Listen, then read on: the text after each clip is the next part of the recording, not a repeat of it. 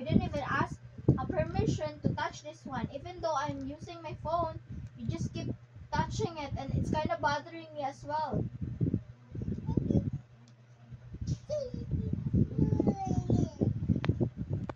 I can't understand you. How am I supposed to understand you? Just give it back. I'm still using my phone, no? Ay! You're bad. Joshua's bad. Joshua's bad. Oh, what's wrong naman oh?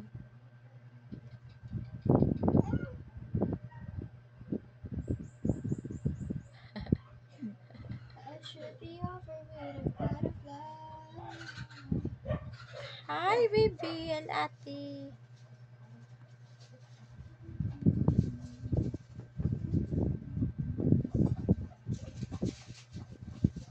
Stop grabbing my phone without